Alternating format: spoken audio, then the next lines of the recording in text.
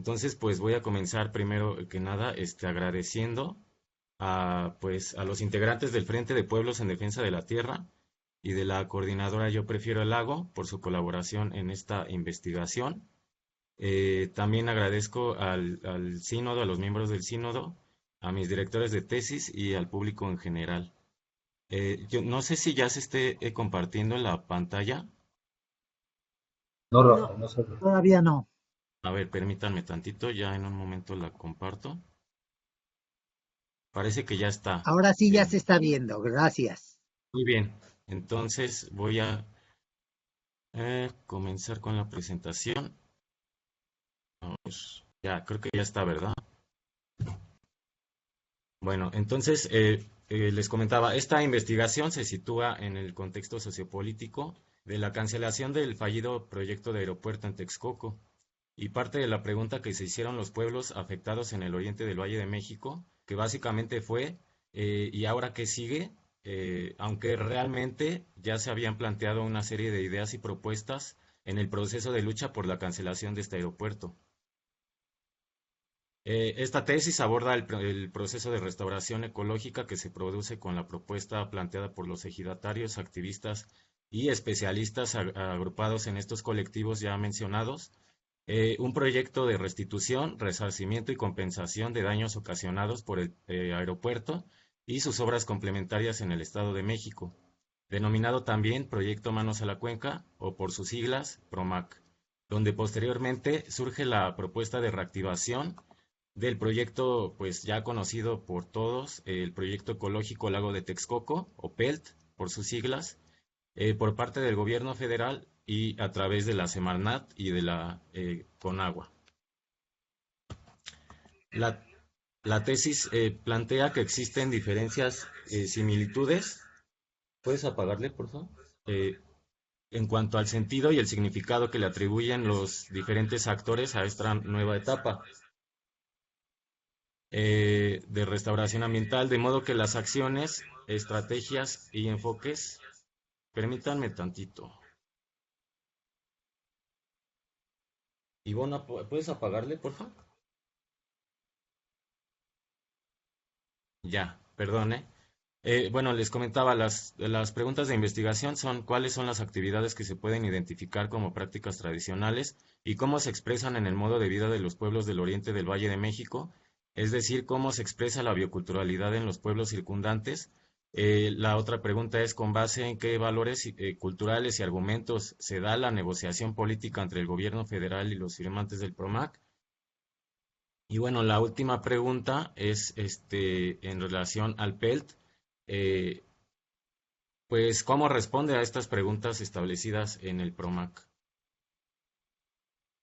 El proyecto de resarcimiento de daños ocasionados por el proyecto fallido de aeropuerto en Texcoco, impulsado por colectivos civiles y pueblos agrupados en el Frente de Pueblos y la coordinadora Yo Prefiero el Lago, conocido como PROMAC, integra propuestas específicas para la recuperación de su modo de vida local a través de prácticas agroecológicas y bioculturales. Su aplicación dependerá de factores como la solidez de su estructura organizativa y de los mecanismos de negociación con el Estado em, en la recuperación de la zona lacustre de Texcoco. Los objetivos que me planteo consisten en identificar la recuperación de prácticas tradicionales especificadas en el PROMAC y determinar de qué modo están siendo instrumentadas por los diversos actores que participan en este proceso.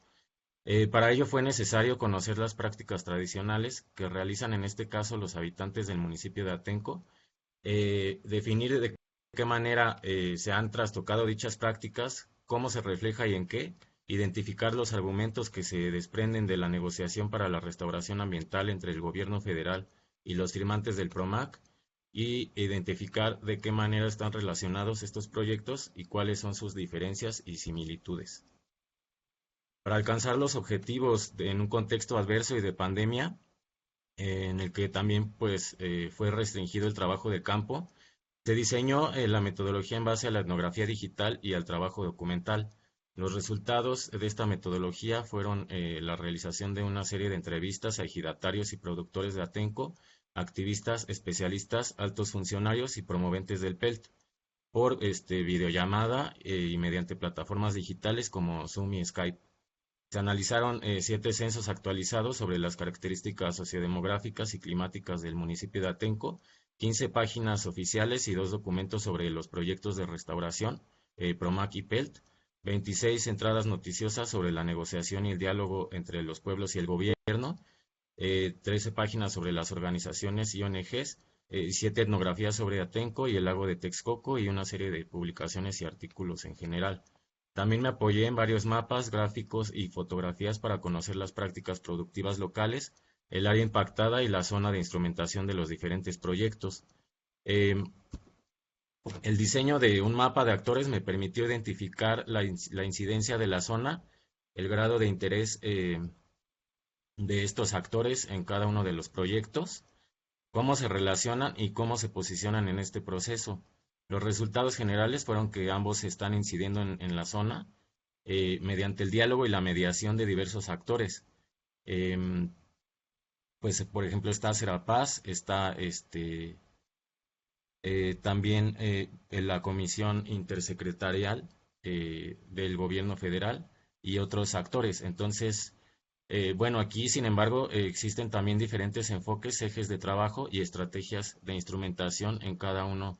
de los proyectos. La aproximación teórica para abordar el proceso de restauración ambiental fue construido a través de la perspectiva agroecológica y biocultural. Desde esta perspectiva se propone el estudio de la relación cultura-naturaleza, o parafraseando a Toledo, el estudio y la conservación de la biodiversidad sin separar el estudio y la conservación de las culturas, a través de 3 componentes básicos que son el cosmos o la cosmovisión, el corpus o los saberes y la praxis o el manejo de la biodiversidad. Así se puede hacer un estudio de las formas de vida locales basadas en agricultura, caza, pesca y recolección mediante técnicas de origen milenario o prácticas tradicionales que voy a definir aquí, que se relacionan con la producción de alimentos y bienes de uso cotidiano. Pero también este enfoque, es importante mencionar esto, que plantea que es necesario el estudio de resistencias de los pueblos originarios a nivel global, o en otros términos, el estudio de los movimientos en defensa de la tierra, del territorio y del patrimonio biocultural. De esta forma, los pueblos indígenas, campesinos originarios o equiparables son agentes que juegan un papel importantísimo en los procesos de restauración ambiental y de transición hacia la soberanía alimentaria. Y sus territorios, que son espacios de conservación, lugares ancestrales y zonas de diversificación genética, concentran la mayor riqueza biológica y cultural del planeta. Estos territorios también pueden encontrarse en países megadiversos y en regiones de alta densidad biocultural, como como sabemos es en el caso de Mesoamérica. Del mismo modo, la perspectiva agroecológica propone el fortalecimiento de la economía local encaminada hacia la transición de la soberanía alimentaria como una postura política ante la gran industria de los alimentos, mediante diferentes estrategias del buen manejo de la biodiversidad, como por ejemplo las rotaciones, los sistemas de terrazas, uso de abonos orgánicos, etcétera. Ahora bien, para estudiar los proyectos de restauración ecológica bajo este enfoque, propongo los siguientes conceptos que también provienen de esta perspectiva biocultural. Los paisajes bioculturales son una modalidad alternativa para la gestión integrada del territorio. Impulsan desarrollo rural sustentable con participación de grupos sociales, municipios y actores locales, y están gobernados por una instancia desconcentrada e intermunicipal. Los parques naturales regionales, por otro lado, incluyen hábitats, comunidades bióticas, especies de flora y fauna manejados por el ser humano bajo prácticas tradicionales. Promueve conservación de agrobiodiversidad en centros de origen con elementos culturales, históricos, artísticos y que requieren ser protegidas en conjunto con su entorno territorial. Todos estos elementos, pues, los tiene el lago de Texcoco y también estos pueblos circundantes, que son los pueblos ribereños de Atenco, Chimalhuacán y Texcoco. Bueno, el diálogo de saberes, por otra parte, es una propuesta de sistematización de los conocimientos sobre los usos de la biodiversidad a través de una comunidad epistémica interdisciplinaria e intercultural. En el capítulo 2 expongo las principales características de la cuenca del lago de Texcoco y del municipio de Atenco, eh, que forman parte de la cuenca del Valle de México, que conformaba un sistema de lagos de aproximadamente 2.000 kilómetros cuadrados en la época prehispánica. Esta cuenca está situada dentro de un perímetro de grandes montañas y colinda al norte con la Sierra de Pachuca, Tepozotlán, Guadalupe, Patlachica y Tepozán. Al sur está limitada por la Sierra de Chichinautzin, al este por la Sierra Nevada con sus volcanes Iztaccíhuatl y Popocatépetl, y al oeste colinda con la Sierra de Monte Alto y de las Cruces. Es la zona más poblada del territorio nacional con más de 22 millones de habitantes, donde se genera el 22% del Producto Interno Bruto. Esto resulta ser un reto para abastecer de agua a esta población y esto va a ser muy relevante para esta investigación, cuyo volumen está en términos brutos corresponde a más de 2.142 hectómetros cúbicos al año y otros 61 hectómetros cúbicos para la producción del sector primario, secundario y terciario.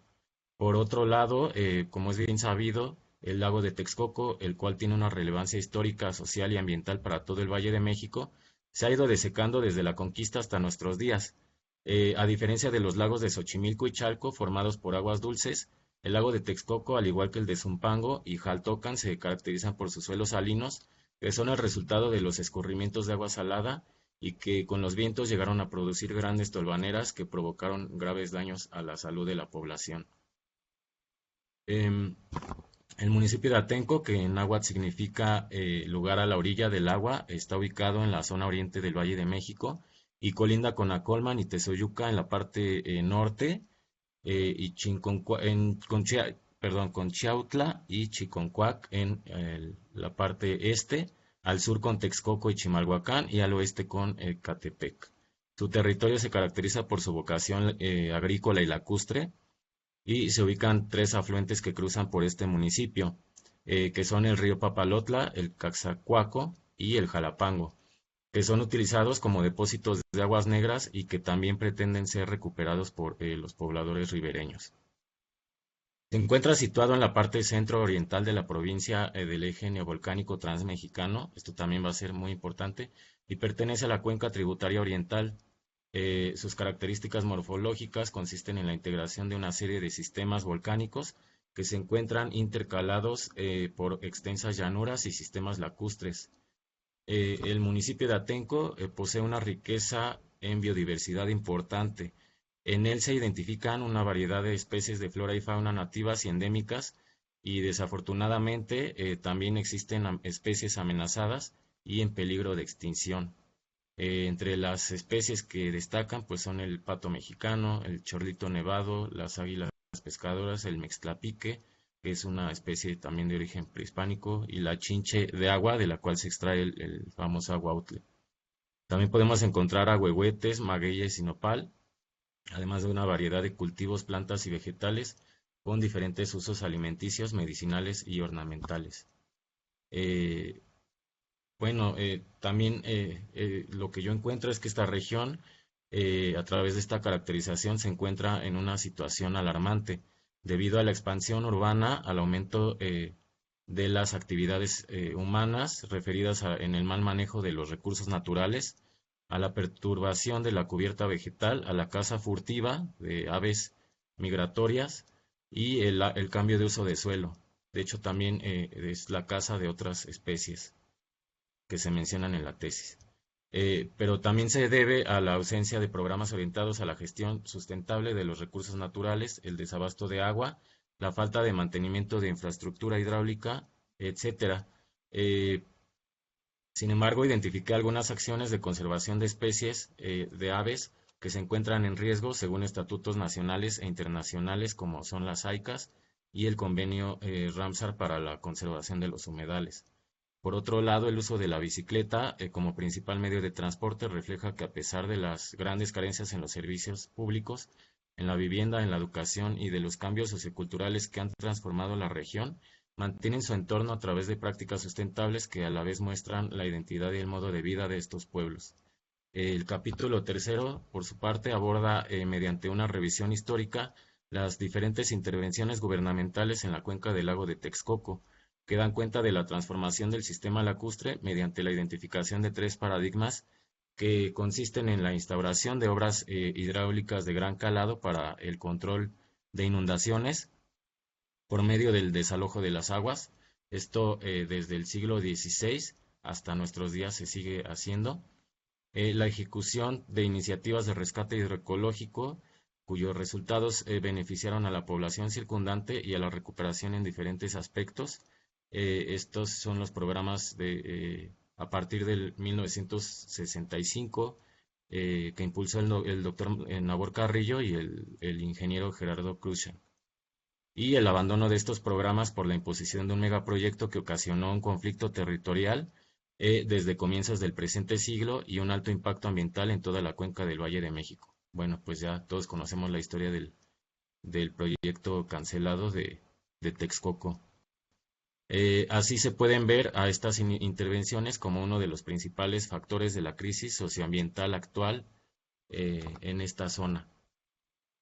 Bueno, aquí también encontré que los programas impulsados desde mitades de la década de 1960, por ejemplo el Labor Carrillo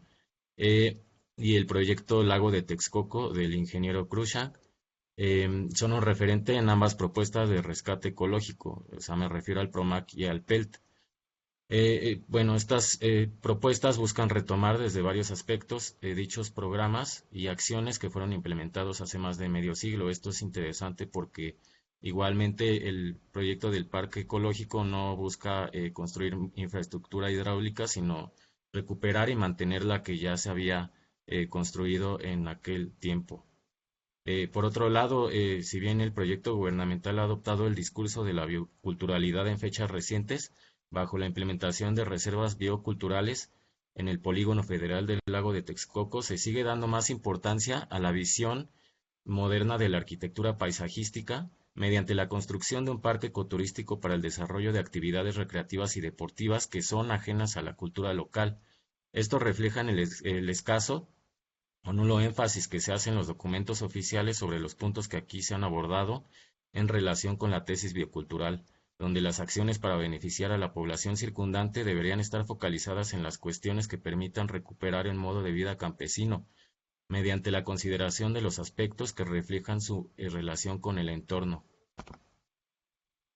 Bueno, el capítulo cuarto se divide en dos partes, que es, en la primera muestro algunos aspectos del modo de vida de los productores agrícolas y cómo mantienen en las condiciones actuales de pandemia y de crisis socioambiental sus prácticas productivas mediante técnicas de origen prehispánico.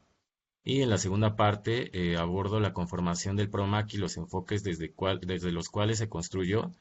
así como sus ejes de trabajo y las estrategias de acción desplegadas por los activistas para hacer frente a los diferentes retos y desafíos que implica su instrumentación. Por último, presento los avances en la negociación entre pobladores y autoridades de los 3 niveles de gobierno.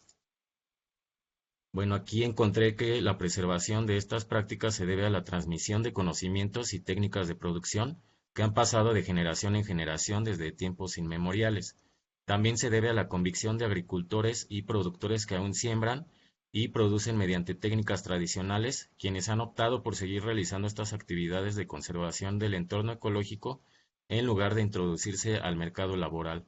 En el contexto actual, los agricultores han visto las repercusiones que trajo consigo la pandemia en los centros urbanos, por lo que han revalorado la tierra y el entorno lacustre. Esto pues también es muy importante para lo que estamos viviendo actualmente. De tal manera están conscientes, de que a través del uso y aprovechamiento de estos recursos ayudan a la recuperación del territorio. Los principales productos que se describen en este estudio son el aguautle, el tequesquite y, bueno, la sal de tierra también y el alga espirulina, cuyas formas en las que son producidos reflejan una continuidad a lo largo del tiempo, aunque también han recurrido a las nuevas tecnologías y a la ciencia para mejorar su productividad y para obtener nuevas técnicas de cultivo y de producción sustentable. Pero lo importante destacar es que estos productos son elaborados bajo una cosmovisión particular mediante técnicas de producción locales o artesanales y a través de la relación entre los productores y su entorno lacustre. Esto permite la conservación ecológica por medio del uso y aprovechamiento de los recursos naturales a partir de tres condiciones necesarias para la preservación, que son qué, cuánto y cuándo se puede cultivar, cazar, pescar o recolectar. En esto pues radica la diferencia con la producción industrial de algunos de estos productos, los cuales además han adoptado otras concepciones que desconocen la identidad territorial de estos habitantes, su conocimiento local y su relación particular entre la cultura y el medio ambiente. Bueno, ya hablando de la segunda parte del capítulo en la que se trata de comprobar la hipótesis, la descripción del proceso de restauración ecológica actual mediante una cronología de los acontecimientos más importantes me permitió hacer una reconstrucción del PROMAC y del diálogo iniciado a partir de la cancelación del proyecto aeroportuario en Texcoco. Se observó la sumatoria de varios actores en la recuperación ambiental y el planteamiento del proyecto a partir de los intereses comunes de los pobladores ribereños, por un lado, y de los pobladores de la parte alta de la montaña de Texcoco,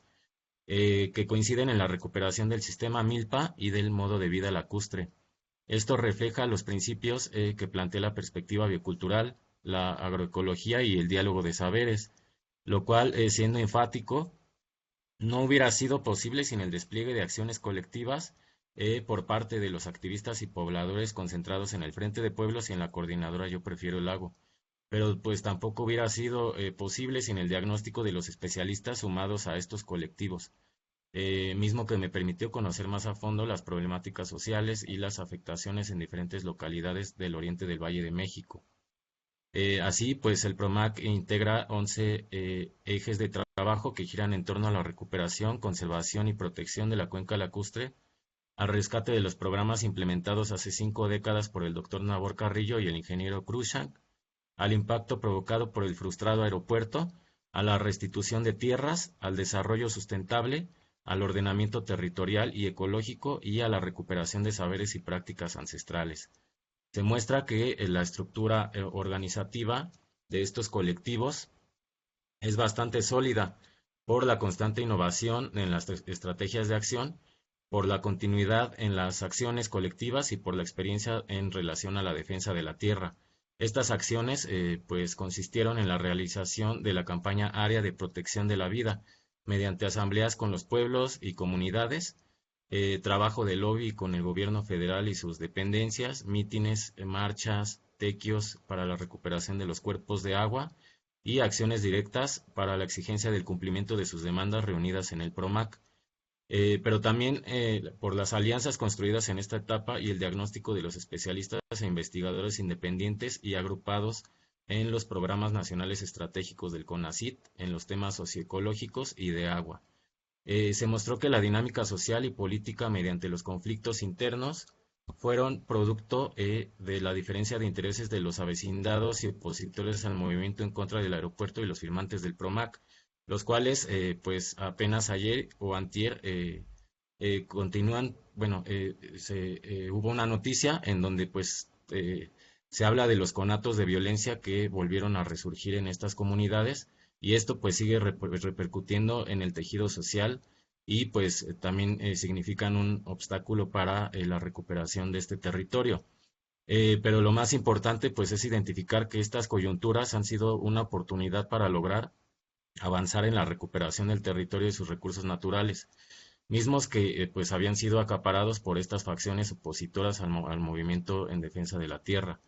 En cuanto a la negociación, se abordó el avance más reciente en el proceso de diálogo en el que se creó el Comité Intersecretarial encabezado por la Semarnat.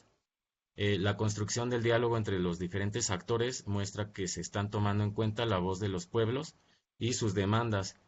Sin embargo, hace falta la construcción de más alianzas y más trabajo en conjunto por parte de las autoridades,